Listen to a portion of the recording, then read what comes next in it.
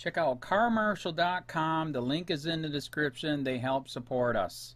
We're trying to get the shitty people not show up. It's a product thing we're working on. Let's say it was a pro-Trump thing and I am anti-Trump. I was like, oh, I banned this whole account.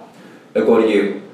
And then it's at your discretion. And if you're anti-Trump, you're like, oh, you know what, Mo was right. Let it go. The idea of the shadow ban is that you ban someone, but they don't know they've been banned because they keep posting, but no one sees their content. So they just think that no one's engaging with their content, when in reality no one's seeing it.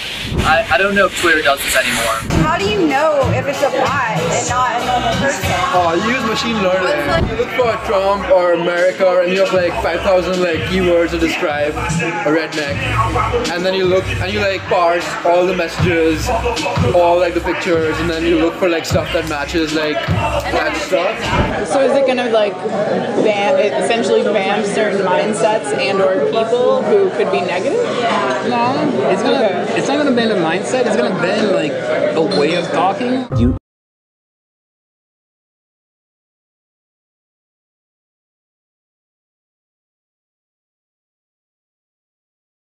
Undercover video, Twitter engineers to ban a way of talking through shadow banning, algorithms to censor opposing political opinions. By staff report January 11, 2018 in news posts / press releases / videos / top stories / in the news / hashtag American Pravda / journalism. Stephen Pierre, Twitter engineer, explains shadow banning, says it's going to ban a way of talking.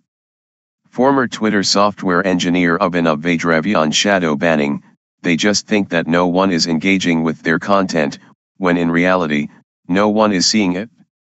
Former Twitter content review agent M. Honore explains banning process, if it was a pro-Trump thing and I'm anti-Trump.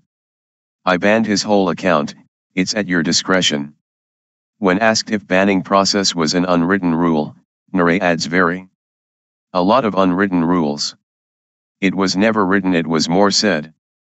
Olinda Hassan, policy manager for Twitter Trust and Safety, explains, we're trying to downrank shitty people to not show up, we're working that on right now.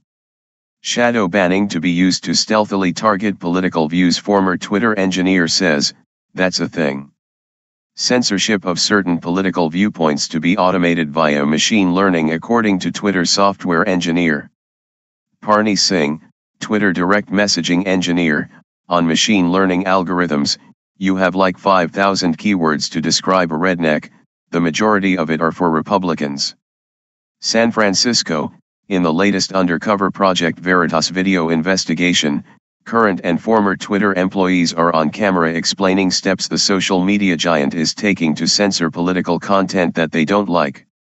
This video release follows the first undercover Twitter expose Project Veritas released on January 10, which showed Twitter senior network security engineer Clay Haynes saying that Twitter is more than happy to help the Department of Justice with their little President Donald Trump investigation. Twitter responded to the video with a statement shortly after that release, stating the individual depicted in this video was speaking in a personal capacity and does not represent or speak for Twitter. The video released by Project Veritas today features 8 employees, and a Project Veritas spokesman said there are more videos featuring additional employees coming.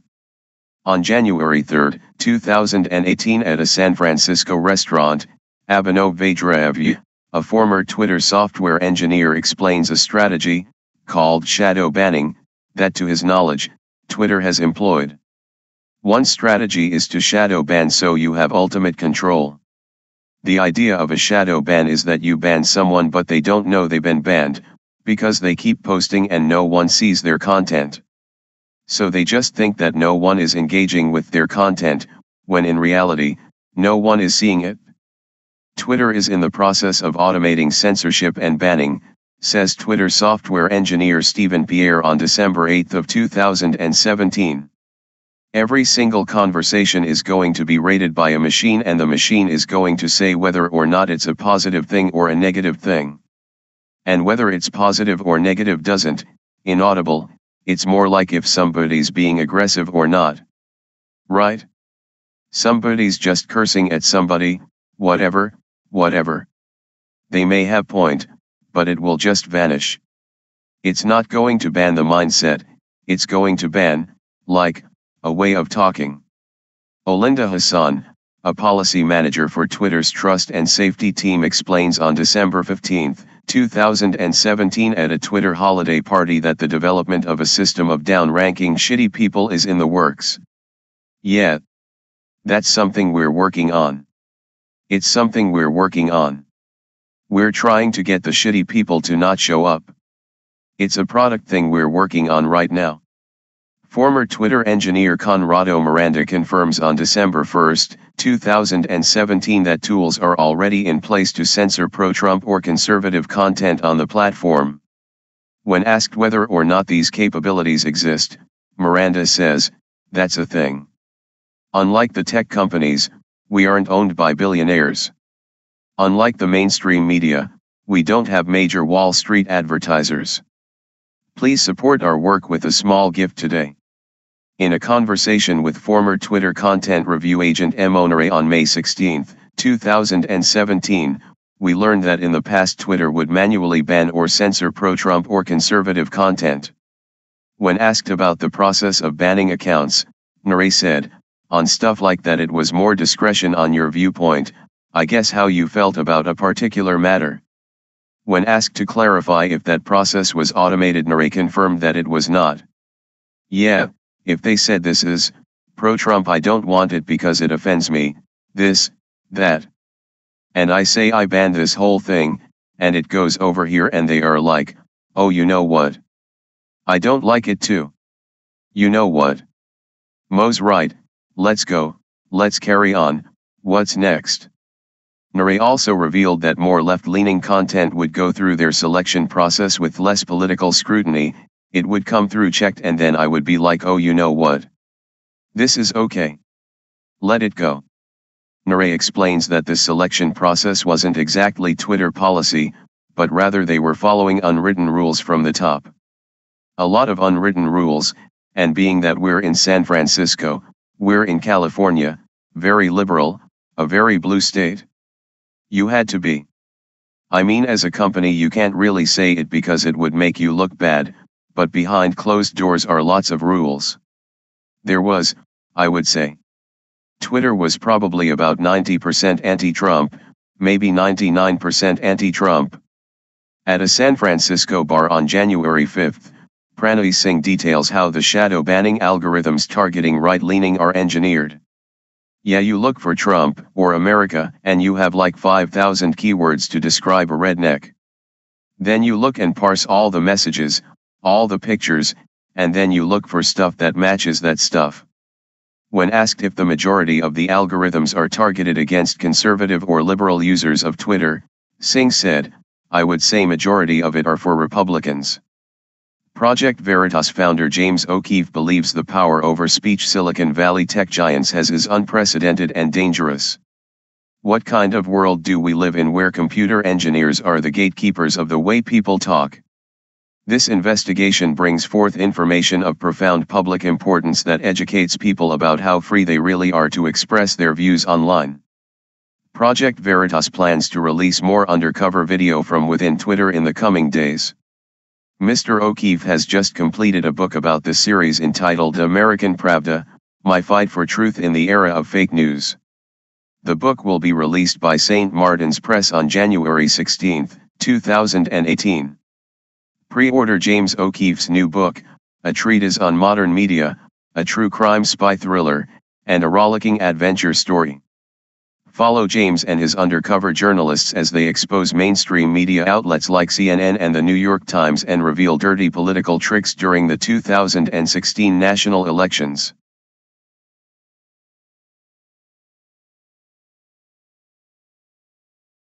Way of talking? You have access to DMs of Twitter? Oh, I do.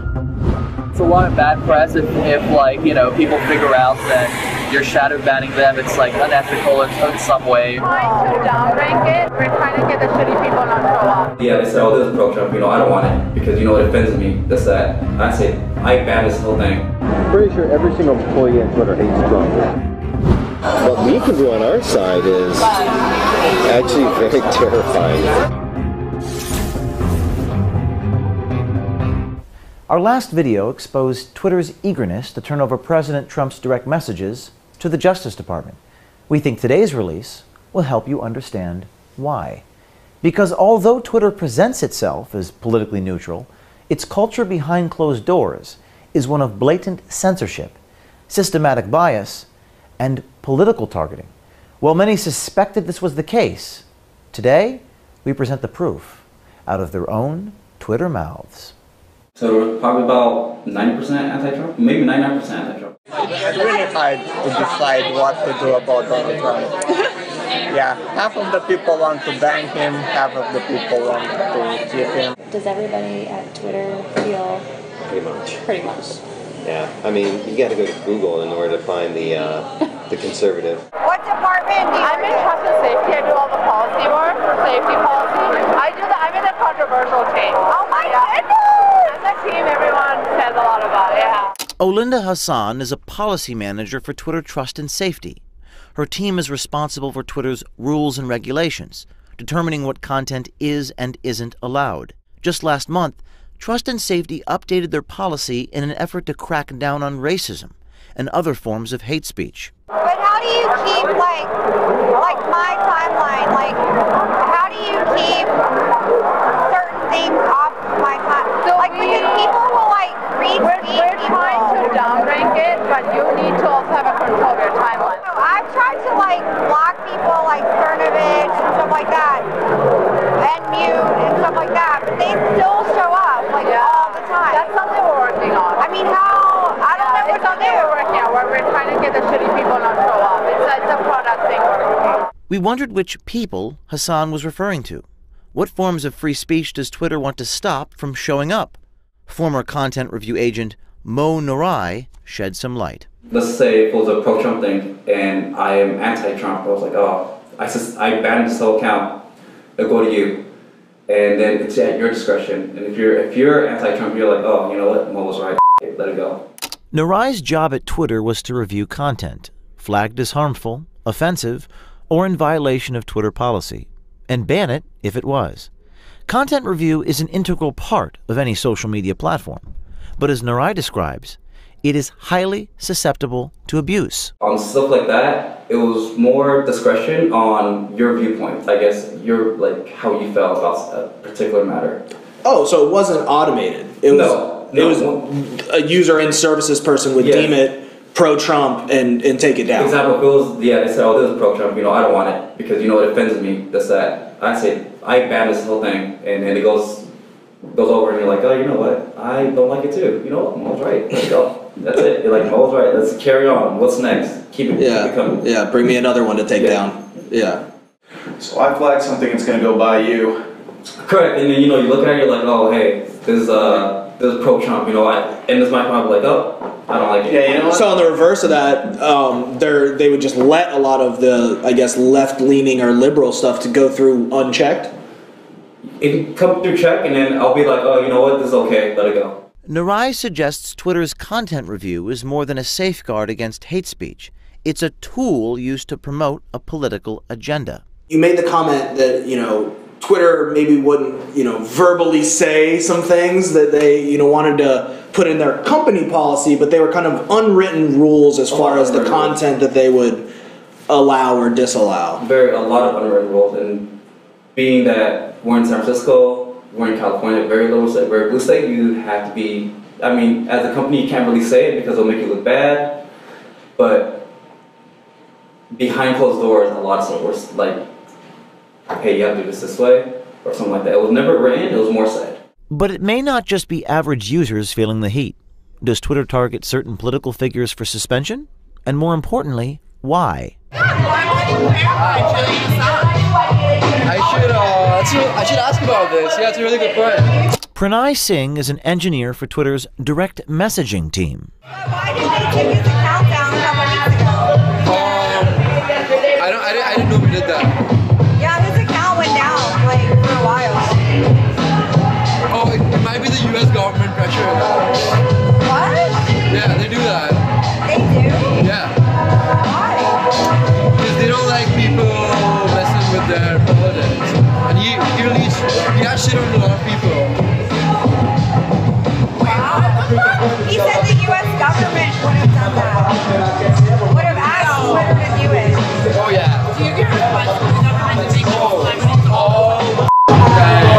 What is Twitter's tactic when it comes to censorship? To find out, we spoke with former Twitter software engineer Abhinav Vajrevu. One strategy is to shadow ban so that you have ultimate control. The idea of a shadow ban is that you ban someone but they don't know they've been banned because they keep posting but no one sees their content. So they just think that no one's engaging with their content when in reality no one's seeing it. Shadow banning is a way of blocking users from a social media platform without notifying them. Tweets from a shadow banned user still appear to their followers, but don't show up in search results or anywhere else on Twitter. It's an effective way of deterring Nigerian scammers and other online fraudsters. But if abused, shadow banning is dangerous. You just sort of turn off all of the features for them. So like, they still see everything, it's all there. You can like it, you can favorite it, or you can like retweet or whatever. But at the end of the day, no one else interacts with no one else sees what you're doing. So all that data is just thrown away. It's risky though. Why is it risky? Because people will figure that shit out and be like, you know, it's a lot of bad press if like, you know, people figure out that you're shadow banning them. It's like unethical in some way, you know. So I don't know.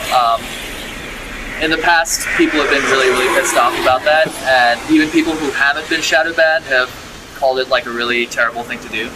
So yeah, it's a risky strategy. And so you go ahead and keep on tweeting. Yeah.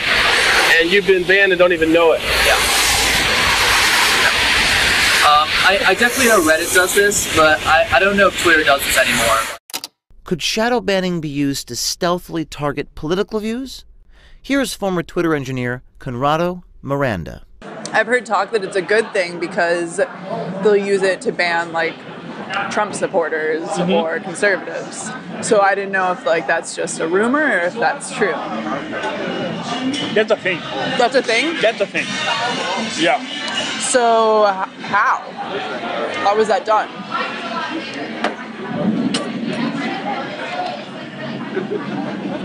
Okay. Basically, Twitter is like a huge set of like the tweets and a shitload of filters on top of it. Okay. That's one of the filters on top of it. Okay. That's about it. Like that's as much as I know about. So a feature on top of it? Yeah, like imagine like you have all the tweets ever that happened like from the beginning of time in reverse chronological order. Right. So like until we get to the actual system that like ranks the timeline, we just like we have a bunch of filters removing some tweets. So like we have a stream of tweets and we have like one filter just kicking out some of them. Our conversation with Miranda was illuminating. Twitter's censorship practices go far beyond a few politically motivated techies. Twitter is run by an advanced set of algorithms, tools that are used to sift through vast amounts of data, or in this case, tweets.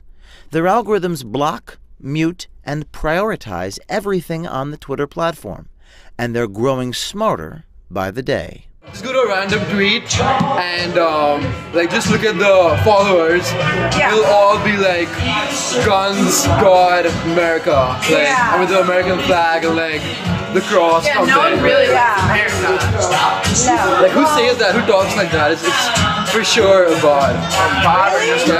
Or a redneck. Rednecks don't exist. Yeah. So can you get rid of them? I wouldn't know. Can you get rid of them? Yeah. Like how do you do that? You just lead them, but like the problem is there are hundreds of thousands of them, so you've got to like write algorithms that do it for you. Pranay Singh described how one Twitter algorithm removes users they believe to be bots, Russian bots. How do you know if it's a bot and not a normal person? Oh, you use machine learning. It's like it's like an algorithm that you write where like you can like look for things, right? So like if there's like people who are like American guns, can you like write an algorithm to just take all those people out?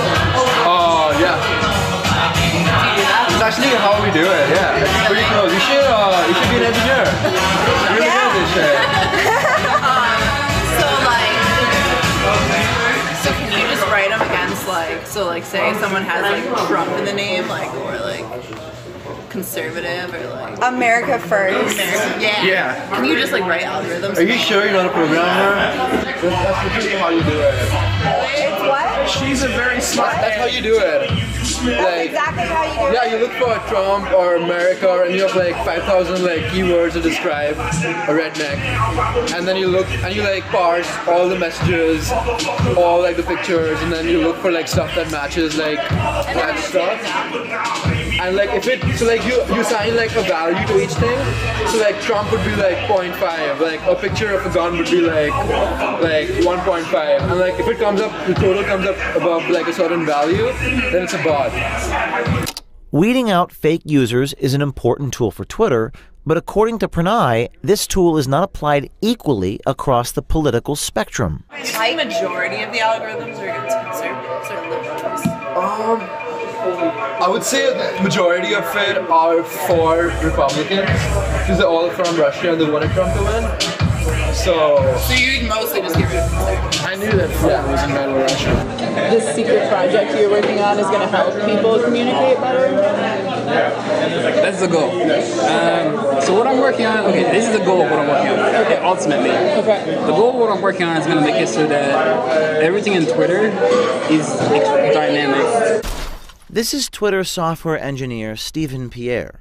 He told our undercover journalist about a secret project involving machine learning. In the tech world, machine learning refers to algorithms that teach themselves how to solve problems, eliminating the need for human input. It may sound like something out of a Stanley Kubrick movie, but machine learning is all too real, and it's about to take over your social media feed. Every single conversation is going to be rated by a machine, and the machine is going to say whether or not it's a positive thing or a negative thing. And whether it's positive or negative, that's not going to go for content. But more it's like if somebody's being aggressive or not, right? Somebody's like just cursing at somebody like, oh, whatever, whatever. They might have a point, but it'll just like vanish.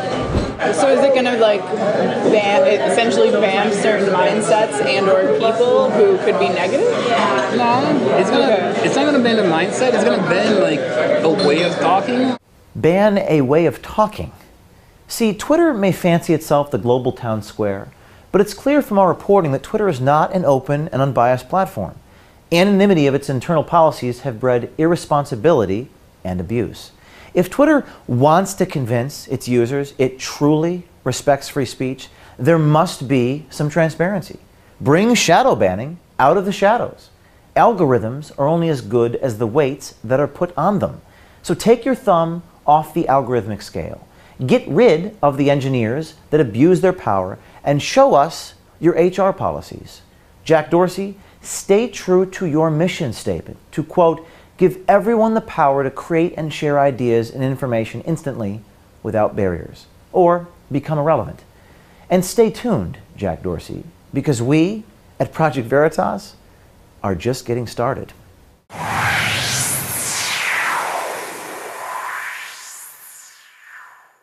American Pravda by James O'Keefe. Adventure, betrayal, truth. Pre-order today at American Pravda.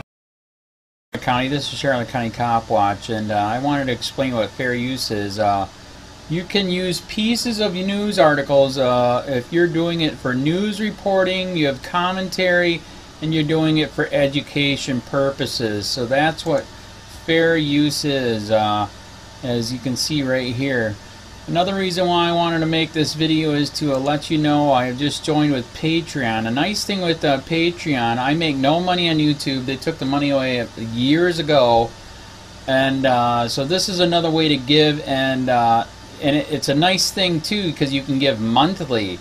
You can give $1, $5, $10, whatever. I do 4 to 5 hours a day on trying to wake the sheeple up on how corrupt it is and different ways that you can fight the corruption. So Patreon is a way that you can do it, and then of course the old way is still there. Donate to Charlotte County COPWATCH with PayPal or credit card. So keep that in mind. 4 to 5 hours a day. I make no money, but the corruption happened to me and I'm sick of it, so I'm trying to wake people up. But my wife would love it if some, if we could get some help out there. There's 47,000 subscribers. Just think if each one of you subscribers just gave a, let's say, actually, yes, $1 $1 a month. 47,000 subscribers gave $1 a month.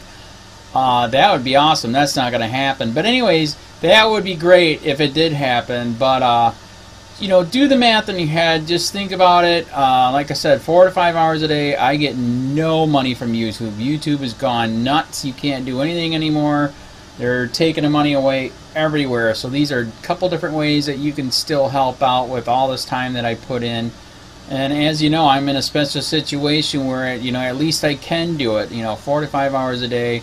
We have a cleaning company during the day. That's what allows me to do this, and we're debt free. So this is my hobby. I don't go fishing and all that other crap. I try to save the world. So help me out to make the wife happy, man. In fact, if you guys did give $1 a day, and there was 47,000 of you, and you did it, and each of you gave $1, and that was every month, oh my God, yes, I could quit. I could start suing them. Another idea too that we have is, you know, if I got, you know, some funds, we could actually contact everyone that has been ticketed and or arrested and put in jail and start sending them postcards to let them know we're here, and to see if everything went all right, and if it didn't, find out their story. So we could even do more investigations and more lawsuits. Lawsuits take money. So just think about that. You know, 47,000 of you so far right now. You know, $1 a day. I mean, $1 a month on Patreon, or $5 a month Patreon, 10, 20, whatever. Just do the math in your head. Help out. This is a lot of work every single day. Thanks.